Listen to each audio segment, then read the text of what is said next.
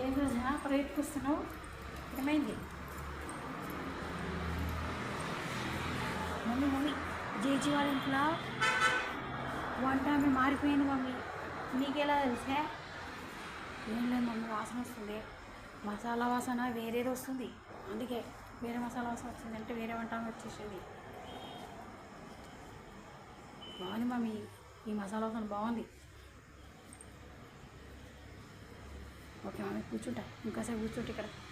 బాగా ఊరిలో వస్తున్నాయి. వాసన చూస్తున్నా బాగుంది. గుమగుమ చికెన్ వాసన, గుమగుమ మసాలా బాగుంది మమ్మీ. నువ్వు కూడా తర్వాత ఇదే మసాలా ఇవ్వు. అబ్బా, లిఫ్ట్ పోదాం మమ్మీ. లిఫ్ట్ వెళ్తే ఇంకా బాగుంటుంది, ఇంకా ఎక్కువ మంచి వాసన వస్తుంది.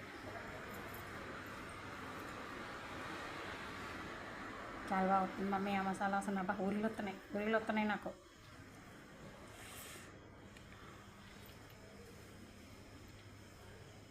ఎదుర్కొన్నప్పుడు పద్మ నుండి ఆమెది వేరే మసాలా వాసన వచ్చింది. ఇప్పుడు వెంకటమ్మ అని వచ్చింది, ఈమెకి వేరే మసాలా వస్తుంది. అందుకే నాకు గుర్తుపట్టేసాను మమ్మీ. మసాలా వాసనను బట్టి కదా వేరే చేంజ్ అయిపోయింది. కుక్ చేంజ్ అయిపోయింది జేజీ వాళ్ళ ఇంట్లో అని తెలిసిపోయింది నాకు. అంతే, ఆ వాసనతో నేను పసిగట్టేస్తా.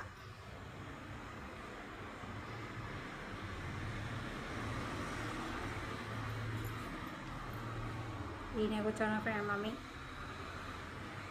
ఆ సినిమాలో కోట శ్రీనివాసు చికెన్ కట్టిన వాసన చూసిండు.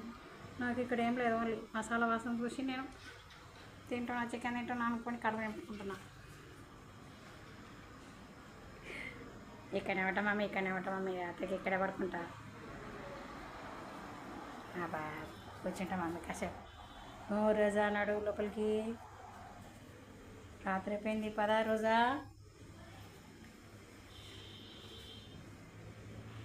సరే ఒక 5 minutes కూర్చొని వస్తాం mummy. Okay mummy, bye. Good night friends, good night.